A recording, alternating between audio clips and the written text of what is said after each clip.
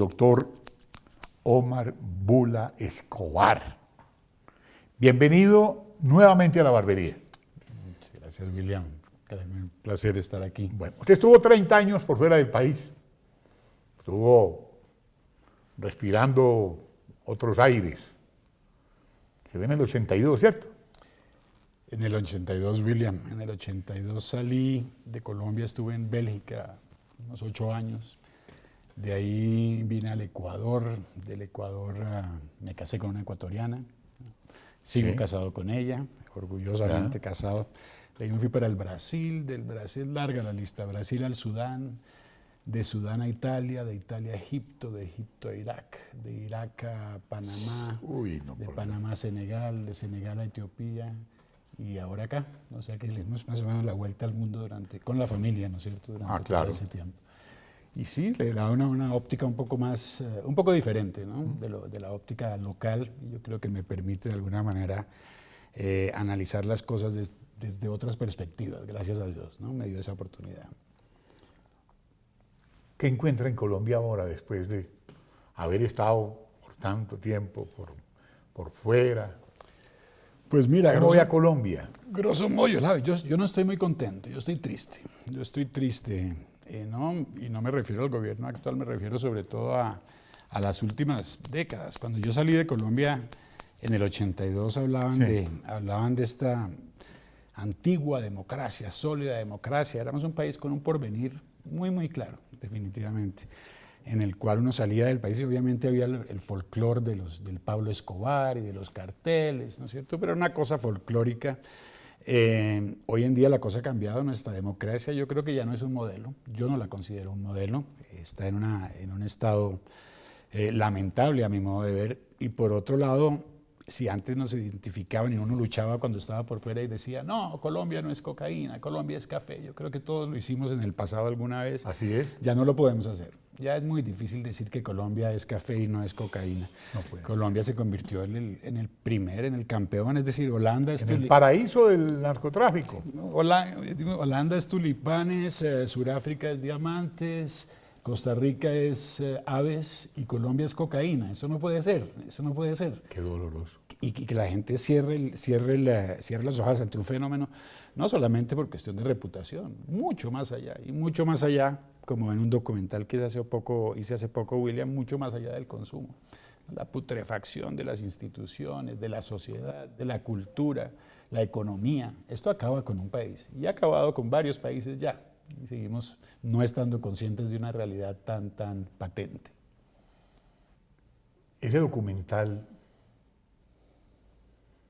es muy crudo frente a lo que está ocurriendo, ¿no? Es muy factual. Ya. En todo caso es muy factual. Yo soy muy celoso en mis libros y en mi trabajo en general de ser factual, que la gente pueda revisar lo que yo digo, ¿no es cierto? Y pueda tener diferencias de opinión, pero los hechos no se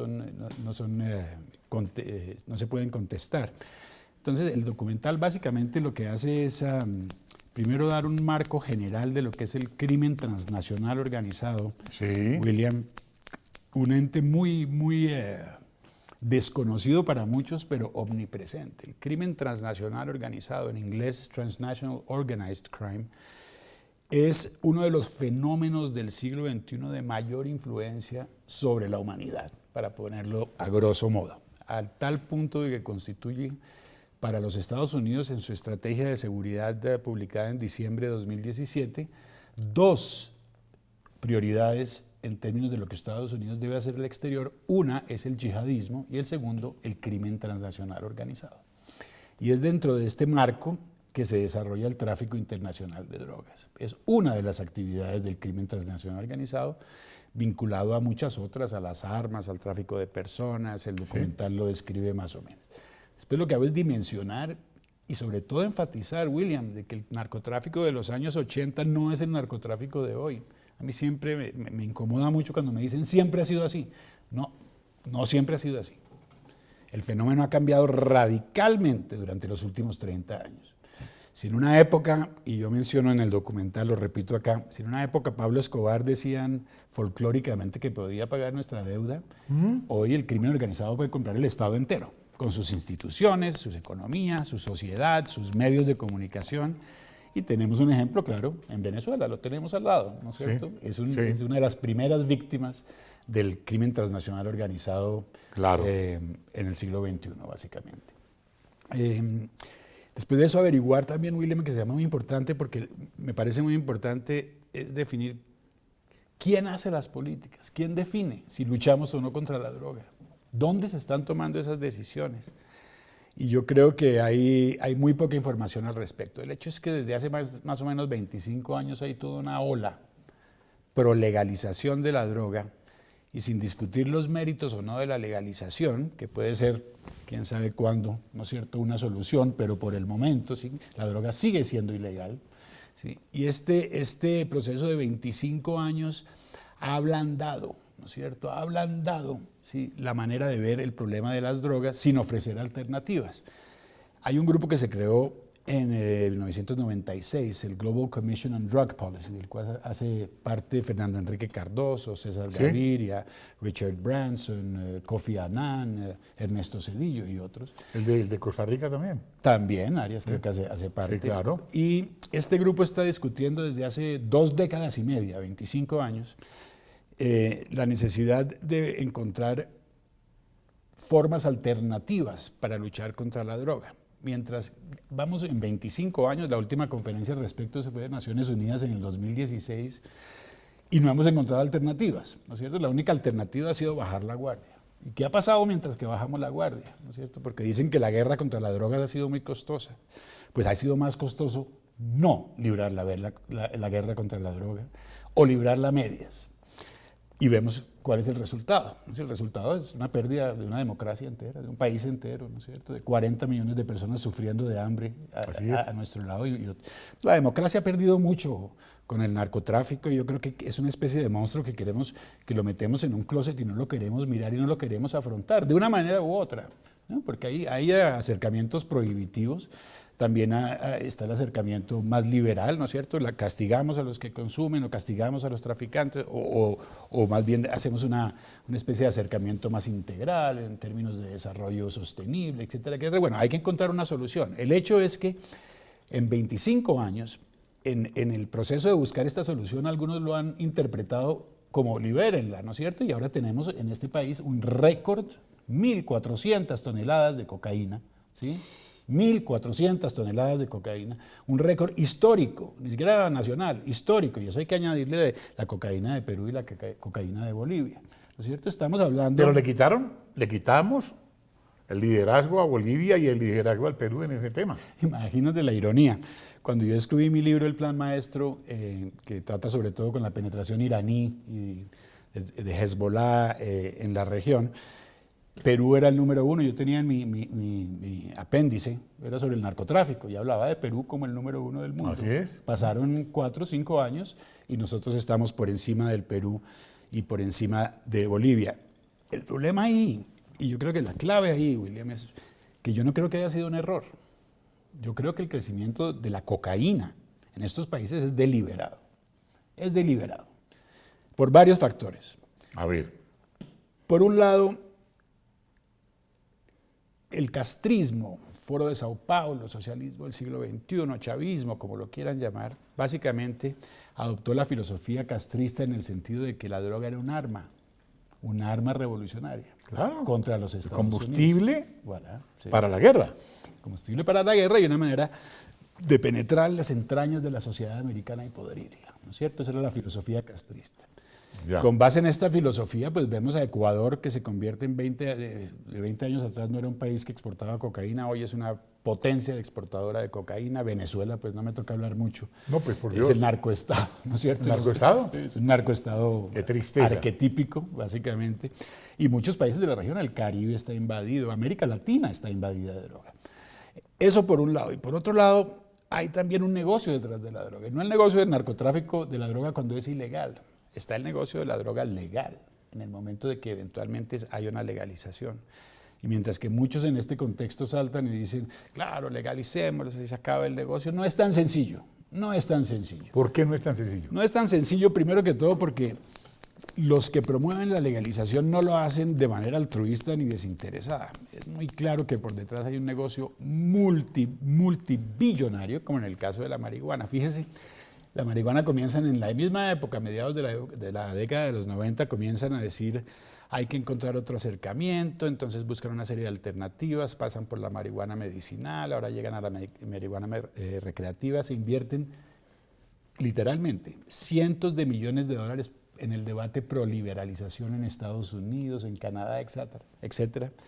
De pronto, ¿qué pasa? Fíjese este año, es que es muy coincidente, este mismo año legalizan la marihuana en Canadá, recreativa inclusive, ¿no es cierto? Se dispara el mercado de la marihuana a un mercado que en el 2025 va a tener un costo de, escúcheme bien, 146.000 millones de dólares, ¿cierto? Uy, Dios. Si ese es el de la marihuana, William, usted no se puede imaginar cuál será el de la cocaína. Pero por Dios. Entonces hay un problema de tiempo. Entonces digamos, por eso digo yo que el debate no es legalizar o no legalizar, ¿no? Es que si fuese la legalización, ¿no es cierto?, para poder controlar y que el Estado pueda inclusive devengar impuestos, etcétera, etcétera, hay toda una filosofía detrás. Mientras que eso ocurre, América Latina se va a ahogar en cocaína, ¿no es cierto? Que los primeros que tienen que legalizarla son los mayores consumidores, ¿no es cierto? Mientras tanto, nosotros hemos creado en esa especie de laxismo, diciendo encontremos alternativas, como la sustitución de cultivos, que por favor es la utopía número uno de la lucha contra la droga, que es lo que está. Y todo este discurso es el mismo discurso que se encuentra en estos think tanks, entonces centros de pensamiento internacionales que definen lo de la droga, a los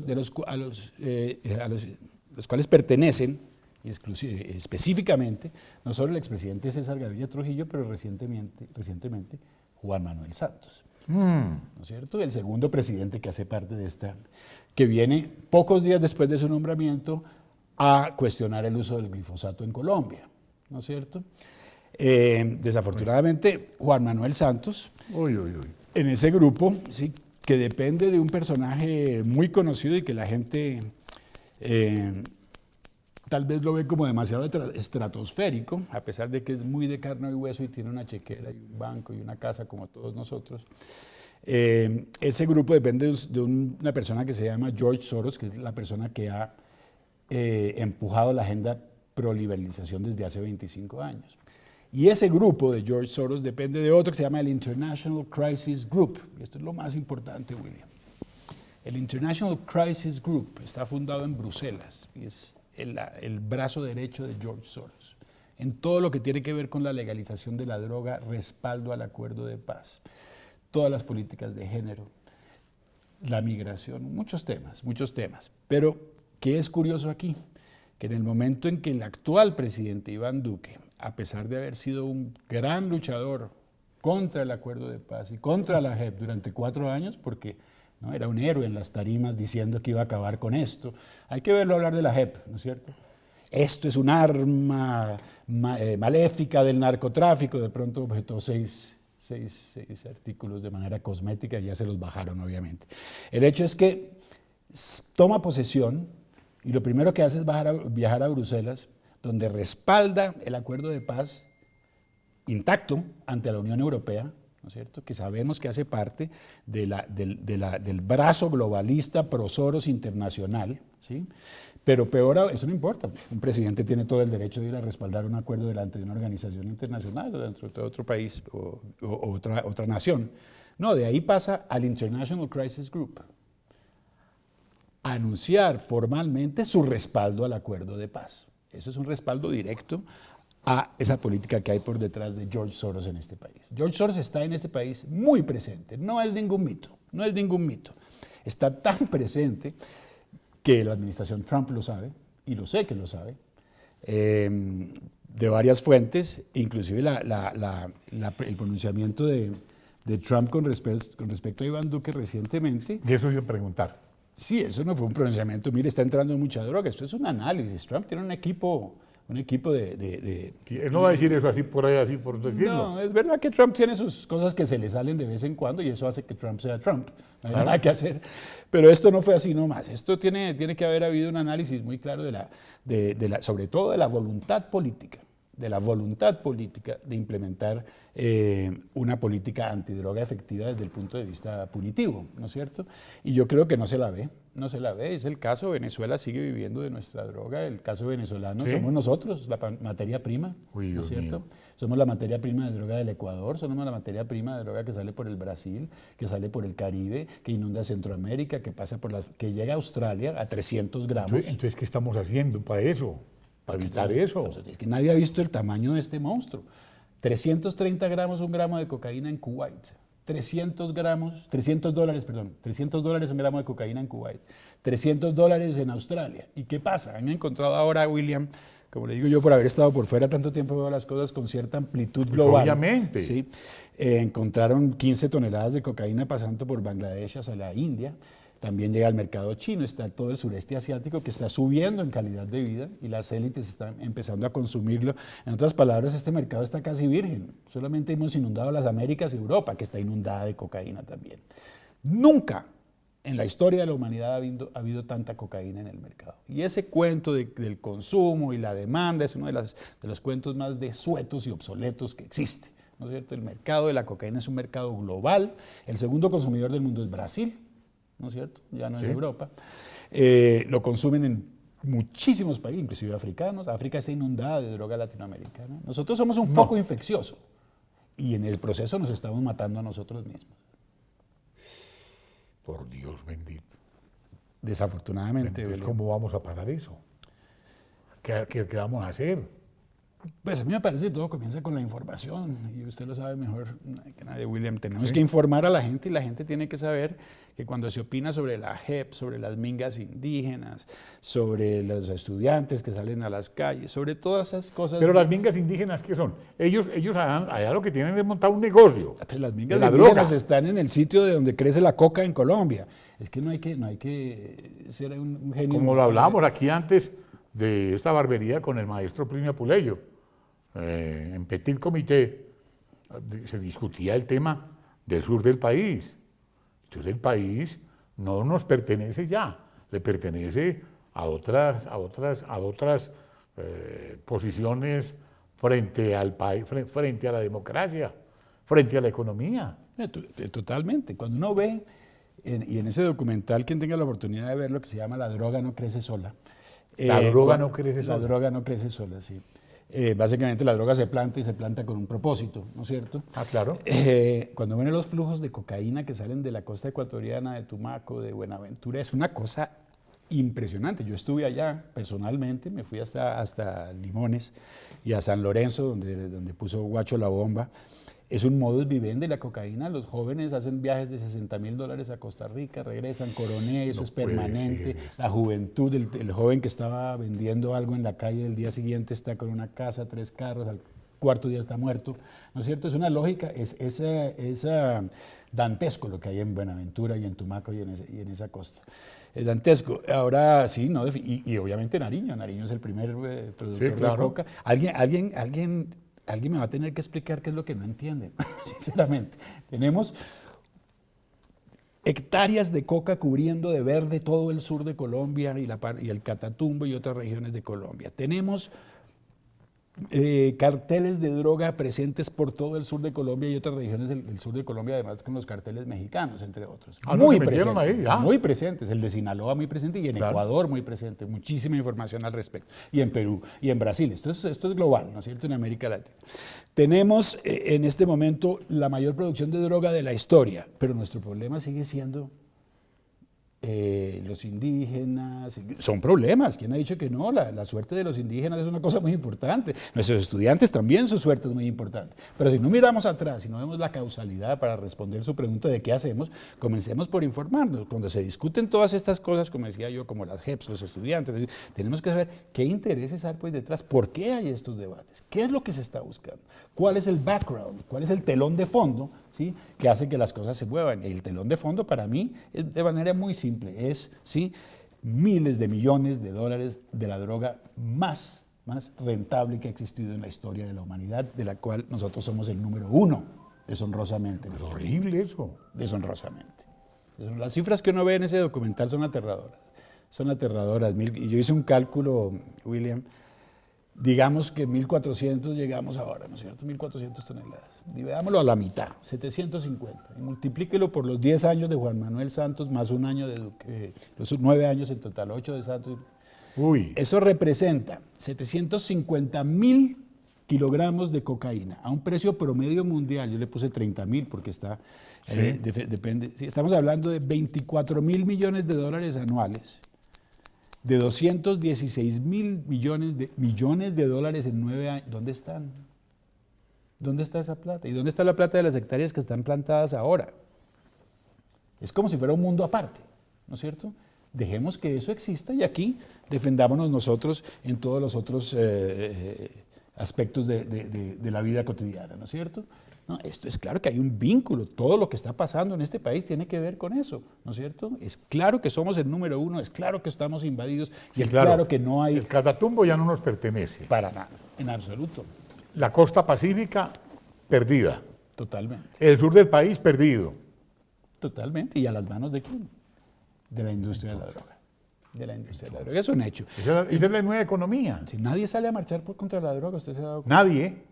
Nadie. Oiga, qué bien. Nadie sale a marchar contra la droga, ¿no es cierto? Si yo estuviera en Sierra Leona y tuviera ébola, como jefe de Estado, mi prioridad sería acabar con el ébola. Aquí la prioridad del jefe de Estado es todas menos acabar con la droga. ¿Dónde está la voluntad política? A mí no me extraña para nada que Donald Trump se refiera a esto. Que no ha hecho nada, es que no ha hecho nada. Es que estamos exactamente igual que en el gobierno de Juan Manuel Santos. Todo es igual, perdón, saco aquí en las manos.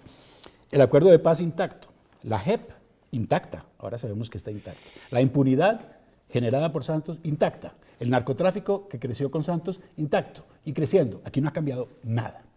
Absolutamente nada. Iván Duque es la continuidad y que alguien me niegue lo que acabo de decir.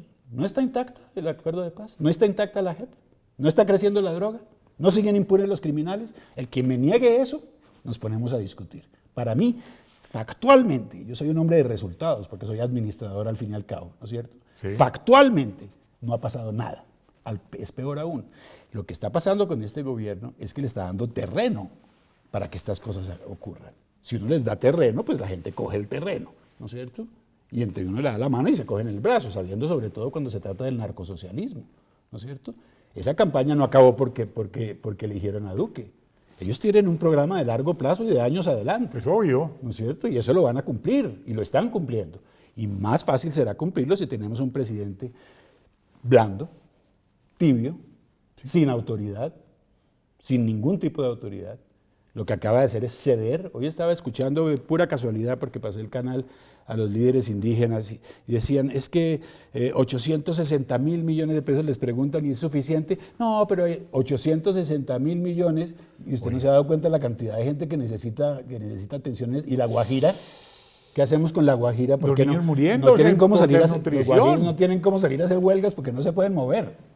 ¿Es cierto? ¿No es cierto? Y porque no hay droga, porque en la Guajira no hay coca. Pero es tan difícil poner estos rompecabezas juntos. A mí se me hace que es una cosa elemental.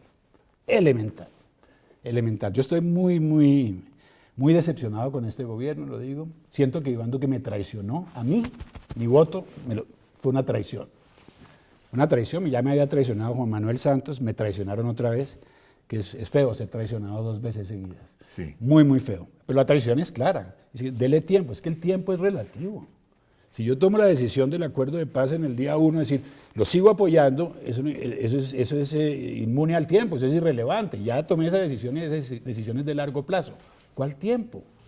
¿No? Entonces, que tiene las manos atadas. ¿Pero cómo así que tiene las manos atadas? Trump tenía las manos atadas con el acuerdo de Irán. Trump tenía las manos atadas con el acuerdo asiático. Eso en inglés se dice, when there's a will, there's a way. Cuando hay voluntad de hacerlo, se hace. Entonces me preguntaría, ¿es que Duque, entonces un presidente con las manos atadas no tiene sentido en una democracia?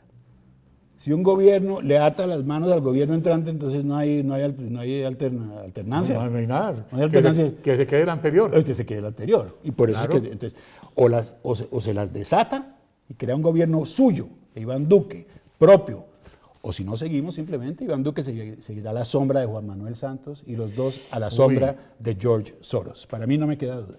A mí no me queda duda. Oiga, esto es una explicación palpable de lo que está pasando.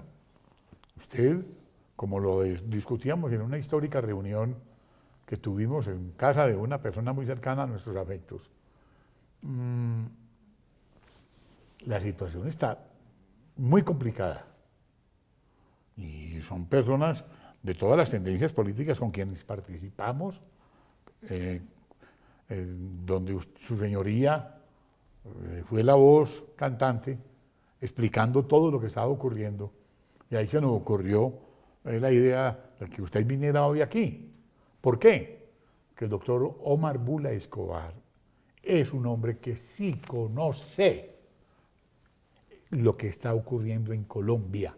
Lo ha estudiado, lo ha vivido. Ha estado en todos los rincones. Omar Bula Escobar, que quede muy claro. Así es que se habla. Su paso por el Ecuador, allá hubo un embajador por varios años, ¿cómo se llama? Joven él, o de su edad, mejor dicho. ¿Quién sería? No sé. Sí, hace poco. Yo estuve en el lo de Ecuador fue hace ya el siglo pasado. Ya. Pero ¿cuánto es el que dejó el Ecuador, mejor dicho? No, fue mi primer país, eso fue del 89 al 92. Ya. Hay una cosa por el estilo. Ya. Se me olvidó mencionar una cosa, primero que todo, una cosa importantísima. A ver. Esa entrevista que usted acaba de tener, por favor, William. ¿Cuál? Yo estaba viendo la entrevista, puedo contar que estaba acá, Sí. con Plinio Apuleyo Mendoza. Esto es una cosa, yo evidentemente lo felicito a usted por eso tiene que marcarse, así como la foto que él le mostró a usted. Esta foto. Como la foto que tenemos Esa aquí, foto, que fue un aquí. día antes, esta foto fue un día antes del asesinato del caudillo. Impresionante. Vemos a Gaitán el 8 de abril, mencionó. Sí, el 8 de abril. Este programa que usted hizo con Plinio es de guardar en una cajita, ¿no es cierto? Sí. ¿No? Porque yo creo que es un programa histórico. El son 9 de cosas- abril, a un señor con semejantes memorias, yo creo que usted dio en el blanco, definitivamente. No, pero con usted más también. No, y Imagínese, tener estos dos hombres aquí, a Plinio Apuleyo, como usted lo reseña, y a usted, hablando de cosas tan claras, tan directas y tan bien dichas, con un lenguaje preciso, yendo al fondo de todo lo que está pasando, pues a uno solamente le queda decir muchas gracias y le quiero decir una cosa, lo felicito. Muchísimas gracias. Usted le habla claro a Colombia. Sus alumnos deben sentirse orgullosos. Invíteme a una clase suya para yo aprender. Con mucho gusto, invitarlo. Yo quiero ir a una clase suya. Cuando quiera, siempre bienvenido. De verdad. Bienvenido, William, muchas gracias por los... No, me siento muy complacido de que hoy nos haya contado tantas cosas. Y Esta cuando es la quiera, primera la verdad. parte, la segunda la hacemos después. Cuando quiera, estoy disponible siempre. Como le agradezco, A doctor. usted, William, muchísimas gracias. Qué honor, Muy amable. qué orgullo. Muchas gracias.